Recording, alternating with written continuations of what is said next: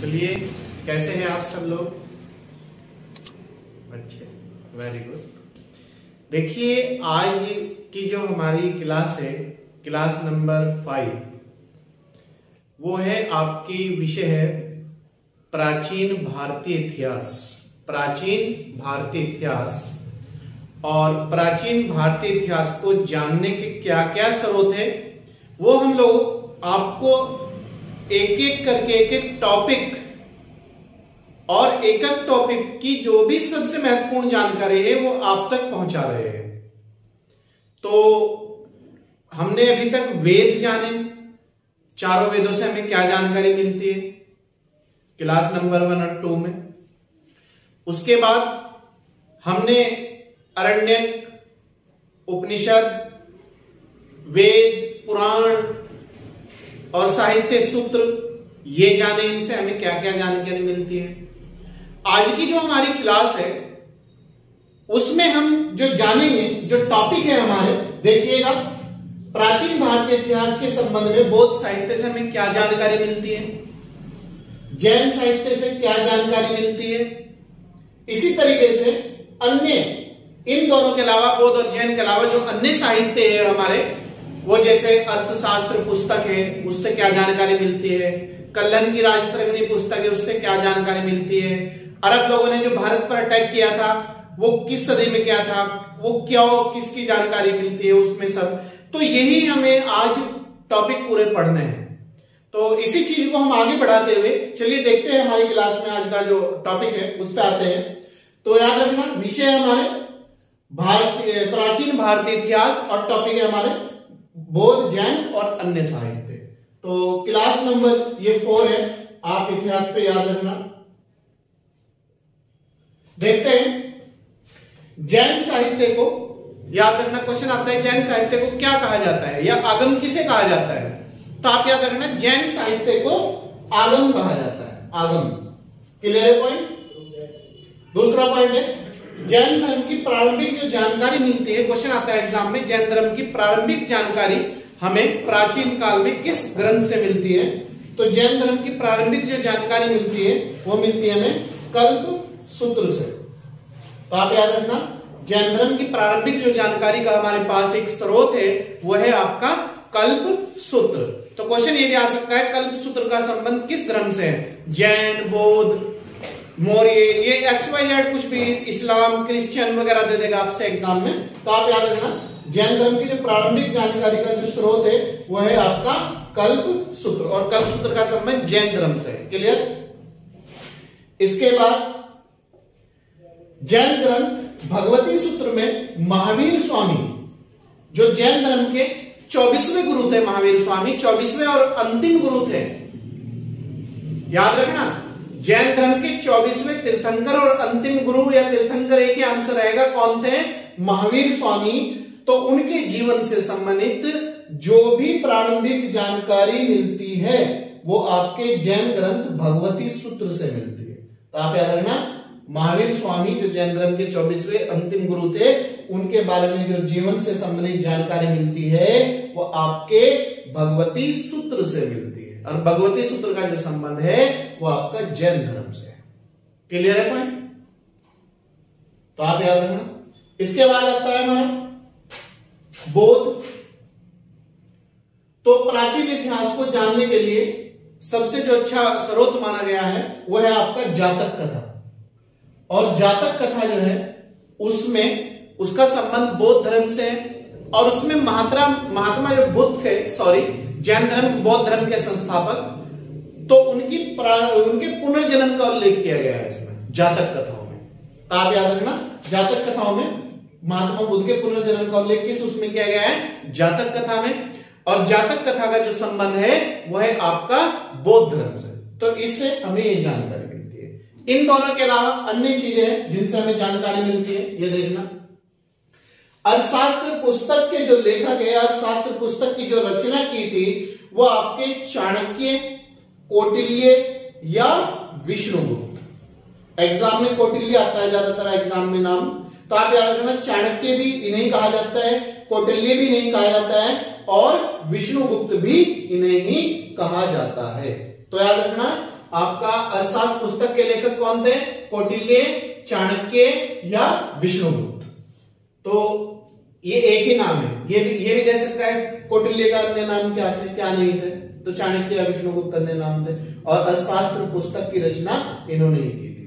इसके बाद इस क्वेश्चन आता है कि जो अर्थशास्त्र पुस्तक है वो कितने अधिकरणों में बटी हुई है? तो 15 अधिकरणों में बटी हुई है, और दूसरा पॉइंट है 180 प्रकरणों में डिवाइड है। 15 अधिकरण और 180 प्रकरण में डिवाइड है। अर्थशास्त्र जो पुस्तक है जिसकी रचना चाणक्य, कौटिल्य या विष्णुगुप्त द्वारा की गई थी, वो आपकी जो डिवाइड है 15 अधिकरण और 180 प्रकरण।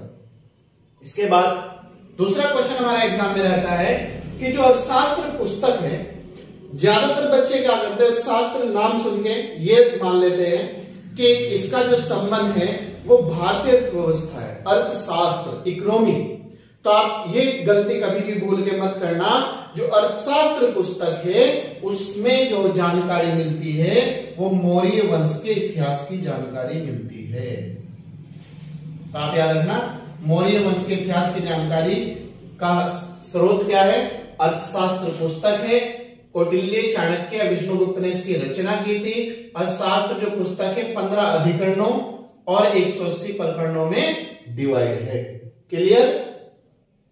इसके बाद अन्य जो स्रोत है जानकारी के, प्राचीन इतिहास को जानने के, एक राजतरंगिणी पुस्तक है। वैसे भी एग्जाम में रहती है कि राजतरंगिणी पुस्तक के लेखक कौन है। तो इसकी रचना एक कश्मीरी लेखक थे, कल्हण। तो याद रखना, कल्हण थे। इसकी राजतरंगिणी पुस्तक की रचना जो है कल्हण के द्वारा की गई थी, और इससे हमें कश्मीर के इतिहास की जानकारी मिलती है। तो राजतरंगिणी जो पुस्तक थी उसकी रचना कल्हण के द्वारा की गई थी, और उसके लेखक कौन है? कल्हण है। उससे हमें किसके कहां के इतिहास की जानकारी मिलती है? तो उससे हमें कश्मीर के इतिहास की जानकारी मिलती है। क्लियर है यहां तक के पॉइंट? अब इसके बाद दूसरा पॉइंट है, ये जो राजतरंगिणी पुस्तक है इसमें 8 सर्ग है। सर्ग कहते हैं ध्वनि, तरंग। क्लियर है? तो 8 सर्ग है इसमें। इन्हें तरंगों की संज्ञा दी। तो इन्हें तरंगों की जो 8 सर्ग है राजतरंगिणी पुस्तक में, उन्हें तरंगों की संज्ञा दी गई है। मतलब अलग अलग ध्वनि, अलग अलग आवाज। क्लियर है यहां तक के पॉइंट? इसके बाद इसी पुस्तक में प्रथम सदी से लेकर 12वीं सदी, तो प्रथम शताब्दी से लेकर 12वीं शताब्दी तक का जो कश्मीर के राजा है, याद रखना, राजतरंगिणी पुस्तक में जो कल्हण द्वारा रचित है उसमें प्रथम शताब्दी से लेकर 12वीं शताब्दी तक जो कश्मीर के राजा रहे हैं, महाराजा रहे हैं, उनके इतिहास की जानकारी मिलती है। क्लियर? एक पॉइंट और रहता है इसमें, संस्कृत साहित्य में इतिहास की घटनाओं का क्रमबद्ध लिखने का पहली बार प्रयास किसने किया था? क्वेश्चन आता है संस्कृत साहित्य में, याद रखना, संस्कृत साहित्य में इतिहास की घटनाओं को क्रमबद्ध, मतलब संस्कृत में एक सीक्वेंस, ऑर्डर टू ऑर्डर, जैसे सीक्वेंस में हम आपको पढ़ा रहे हैं, इसी तरीके से घटनाओं को क्रमबद्ध लिखने का पहली बार प्रयास जो हमारी पुस्तक है राजतरंगिणी, इसके जो लेखक थे कल्हण, उन्हीं के द्वारा किया गया था। क्लियर है यहां तक के पॉइंट? तो देखते हैं इसके बाद नेक्स्ट पॉइंट है हमारा, देखो अन्य में फिर इसके बाद क्या रहता है, एक पुस्तक है, एक राइटर है कात्यायन। कात्यायन की जो पुस्तक है वो है गार्गी संहिता। तो आप याद रखना, कात्यायन लेखक है और जो उनकी पुस्तक है वो है गार्गी संहिता। तो गार्गी जो संहिता है वो एक ज्योतिष ग्रंथ है अपने आप में, याद रखना। इससे ज्योतिष जो विज्ञान है या ये कह लो एस्ट्रोलॉजिकल, तो उसकी जानकारी मिलती है, नक्षत्र वगैरह की जानकारी मिलती है प्राचीन काल में। तो आप याद रखना कात्यायन की जो पुस्तक है गार्गी संहिता से हमें ज्योतिष ग्रंथ, एक ज्योतिष ग्रंथ है और इससे हमें ज्योतिष विज्ञान की जानकारी मिलती है। दूसरी से क्या जानकारी मिलती है, और इसमें एक यवन जनजाति थी, तो उसने भारत पर जो अटैक किया था, तो यवन जनजाति द्वारा भारत पर अटैक की जो जानकारी मिलती है हमें प्राचीन काल में, वो गार्गी संहिता पुस्तक से ही मिलती है। क्लियर? ये देखो मैं लिखवा भी रखा, आप नोट्स बनाएंगे तो उतार लेना। इसमें भारत पर हुए यवन आक्रमण की जानकारी मिलती है। Clear point? इसके बाद अरब लोगों ने, याद रखना, जो भारत में पहला अरब आक्रमण हुआ था वो 712 ईस्वी में हुआ था। 712 ईस्वी में हुआ था, और किसके नेतृत्व में हुआ था आप याद रखना, अगर पूछ ले,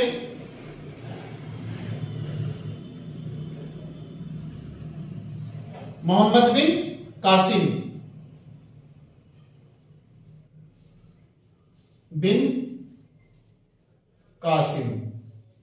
तो याद रखना, अरब जो लोगों ने भारत पर पहला आक्रमण किया था, सफल आक्रमण था, 712 ईस्वी में मोहम्मद बिन कासिम के नेतृत्व में किया था, और ये किया था जो अटैक था वो सिंध पर किया था।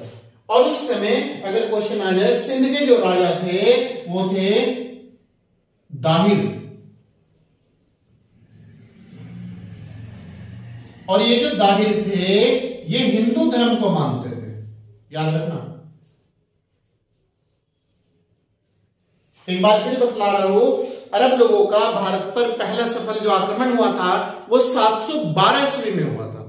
किसके नेतृत्व में हुआ था? वो हुआ था मोहम्मद बिन कासिम के नेतृत्व में, और भारत में सिंध जो क्षेत्र था, वर्तमान में जो पाकिस्तान में है, वहां पर अटैक हुआ था वो। और उस समय वहां के जो राजा थे वो राजा दाहिर थे, और जो राजा दाहिर थे वो हिंदू धर्म को मानते थे। क्लियर है ये पॉइंट? दूसरा पॉइंट है, एक पुस्तक है चचनामा, तो चचनामा पुस्तक से इसकी हमें जानकारी मिलती है कि अरब लोगों ने भारत पर कब अटैक किया था, किसके नेतृत्व में किया था, कहां पर किया था। तो चचनामा पुस्तक के जो राइटर है वो है आपके अली अहमद।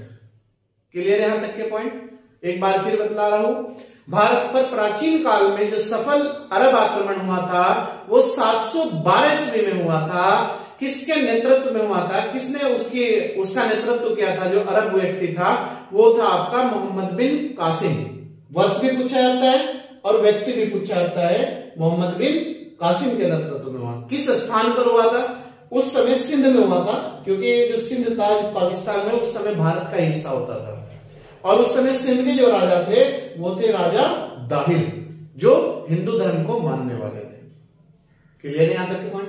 इसके बाद इन सब की जो नीति रणनीति अरब आक्रमण की जो जानकारी मिलती है वो मिलती है चचनामा पुस्तक से। चचनामा जो पुस्तक थी इसके जो लेखक थे वो थे आपके अली अहमद। क्लियर? इसके बाद दूसरा पॉइंट आ जाता है हमारा अष्टाध्यायी पुस्तक। ये भी क्वेश्चन आता है एग्जाम में कि लेखक कौन है। तो अष्टाध्यायी पुस्तक की रचना जो है पाणिनि ने की थी। पाणिनि, तो अष्टाध्यायी जो पुस्तक थी उसकी रचना पाणिनि ने की थी। इसके बाद इसमें पहली बार अष्टाध्यायी पुस्तक में पहली बार लिपि शब्द का प्रयोग हुआ है। आप याद रखना, क्वेश्चन अगर आ जाए पहली बार लिपि शब्द की जो जानकारी मिलती है वो किस पुस्तक से मिलती है, तो आप याद रखना अष्टाध्यायी पुस्तक, जिसके लेखक है पाणिनि। क्लियर? दूसरा, ये जो अष्टाध्यायी पुस्तक है संस्कृत भाषा व्याकरण की पहली पुस्तक है। तो याद रखना अष्टाध्यायी जो पुस्तक है संस्कृत भाषा व्याकरण की पहली पुस्तक कौन सी है? अष्टाध्यायी, जिसकी रचना पाणिनि ने की थी। और इसी पुस्तक में पहली बार लिपि शब्द का प्रयोग मिलता है। इस पुस्तक से क्वेश्चन आ जाएगा किस चीज की जानकारी मिलती है, तो इस पुस्तक से हमें मौर्य वंश की जानकारी मिलती है। मौर्य वंश का इतिहास और मौर्य वंश की राजनीतिक व्यवस्था। तो याद रखना मौर्य वंश का इतिहास और मौर्य वंश की राजनीतिक व्यवस्था की जो जानकारी मिलती है वो हमें अष्टाध्यायी पुस्तक, जिसके लेखक है पाणिनि, से मिलती है। क्लियर है यहां तक के पॉइंट? इसके बाद एक पॉइंट और रहता है, नोट में डल रहा हूं मैंने आपको, कि महाभाष्य की रचना, महाभाष्य का जो उसकी रचना किसके द्वारा की गई थी, उसकी रचना पतंजलि के द्वारा की गई थी। ये पतंजलि नहीं बाबा रामदेव, ये प्राचीन काल के पतंजलि थे, राइटर थे, उन्हीं के द्वारा इसकी रचना की। ये तो इन्होंने नाम वहीं से चुराया है, बाबा रामदेव जी ने अगर देखा जाए तो पतंजलि ने की थी। तो पतंजलि जो महाभाष्य था, इससे हमें क्या जानकारी मिलती है, भारत में एक शुंग वंश था, शुंग वंश के इतिहास की जानकारी मिलती है पतंजलि पुस्तक से। तो याद रखना, महाभाष्य की रचना पतंजलि ने की थी, और पतंजलि जो पुस्तक इस महाभाष्य है, इससे जो जानकारी मिलती है हमें शुंग वंश के इतिहास की जानकारी मिलती है। तो ये हमारा आज की जो क्लास थी, इसमें हम तीनों टॉपिक हमने कवर कर लिए। बौद्ध साहित्य जाना हमने क्या जानकारी मिलती है आपको बता दिया, जैन साहित्य जाना क्या जानकारी मिली, इसके बाद अन्य साहित्य आपको सब मैंने आपको पढ़ा दिए। इसके बावजूद भी अगर आपको कोई भी समस्या आती है क्लास पढ़ते समय, वीडियो देखते समय, या फिर नोट्स बनाते समय, तो आप लोगों का वेलकम, बिना किसी टेंशन के आप कमेंट बॉक्स में हमें कमेंट करके आप पूछ सकते हो। हम आपके लिए और हमारी पूरी टीम और हमारा विन आईएएस कैंपस रुड़की आपकी सेवा में हमेशा 24 के 24 घंटे तत्पर है। हम आप लोगों की सफलता के लिए डे बाय डे आप देख रहे होंगे 3 वीडियो कंटिन्यूटी के साथ लेकर आ रहे हैं, ताकि जो आगामी हमारी परीक्षा है, वो चाहे उत्तराखंड की हो, चाहे यूपी की हो, या यूपीएससी की हो, या यूटेट हो, सीटेट हो, कोई भी XYZ, नेट, जेआरएफ वगैरह कोई भी एग्जाम हो, उन सब चीजों को ध्यान में रखते हुए ही हम आपकी क्लास कंटिन्यूटी के साथ करा रहे हैं। और उम्मीद है कि ये कंटिन्यूटी आपके लिए हमेशा बरकरार रहेगी। तो इसी चीज के लिए हमारी ऑफलाइन क्लासें भी चल रही है। तो आप लोगों का ऑफलाइन अगर आप हमारी क्लास लेना चाहते हैं रुड़की विन आईएएस कैंपस पर, तो आप लोगों का वेलकम है, और उसके लिए 50% की छूट है। तो चलिए खैर, मिलते हैं कल नेक्स्ट क्लास में आपसे।